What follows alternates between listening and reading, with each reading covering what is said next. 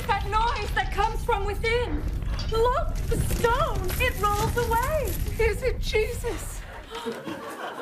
Basically, yes.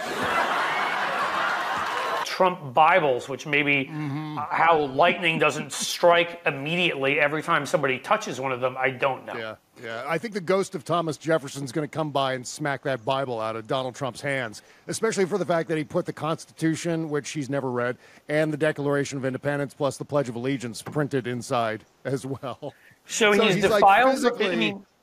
Physically violating the separation of church and state is what he's doing. Physically violating the separation of church and state, but also if you believe that the Bible is sacred, I don't, but if you do, he's defiled it by doing that. It's supposed to be the Bible.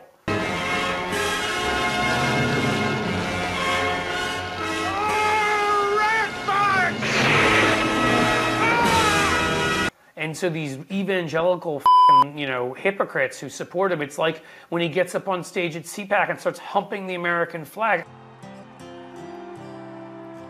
How can you be a veteran or anybody and be like, this is okay? Yeah. I mean, he's defiled every symbol, of religion, of culture, of country, I don't understand. Yeah. I will never understand. I'm a cult of personality. I think his supporters love the fact that all that annoys us. I think that's one of the main reasons they love him so much. And I'm only but you're right. They're the losers. They're sort of the people I was talking about. Exactly. Yeah, and so what they think is they're owning the libs because Donald Trump is behaving like a jackass all the time. But what's actually happening is Donald Trump's turning off normal voters in the process. Correct. So every liberal that gets annoyed by Donald Trump's behavior, Donald Trump's actually losing a couple of voters. So it's like, do you see what just happened in that Alabama State House district?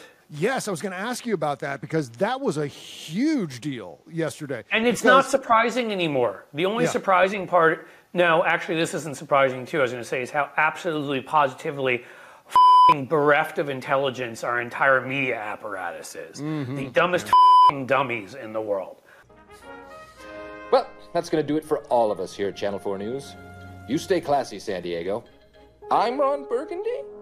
And again, they're paid to be dumb dummies. Is that the Maya Angelou? Somebody had a line like that, when somebody, don't expect anybody to ever go against what they're, to understand something they're paid not to understand. Yeah. I mean, these people in the media that want to rise up, that are careerists, and want to make that jackass Sulzberger, who's given his opinion on everything at the New York Times, shown himself to not understand anything about the moment we're in.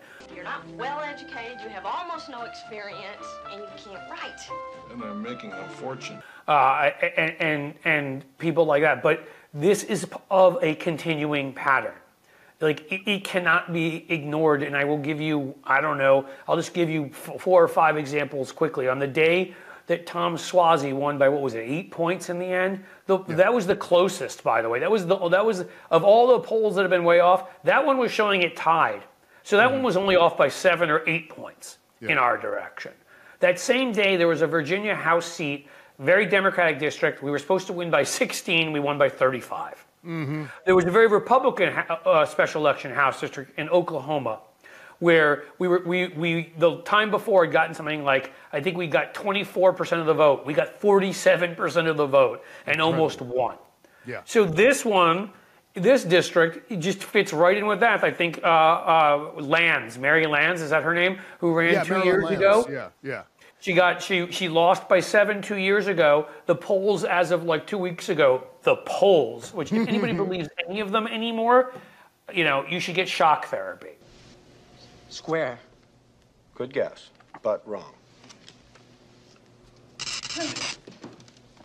Because they're such utter garbage. They have no relation to reality, as proven again and again. She was in those polls. Some of them were actually showing her losing. She lost by 7 points in 22. She just won by 24 points. Yeah.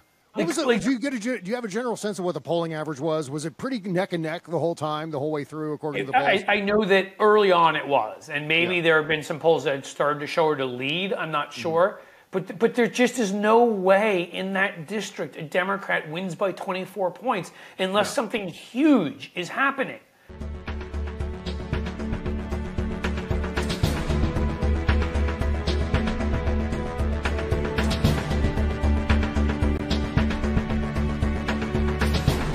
And now you imagine the Republican Party. I mean, obviously, she ran her whole race, you know, on in vitro fertilization and abortion rights. Yep. Which, again, is even more potent in Alabama because that was the at least for one of those two things was the Supreme Court. But I don't see why that same strategy and throw in Plan B, bans on birth control, whatever. If you're a female candidate, just go after them directly. If I'm Debbie Murcaso Powell in Florida running against Rick Scott, crucify him on that.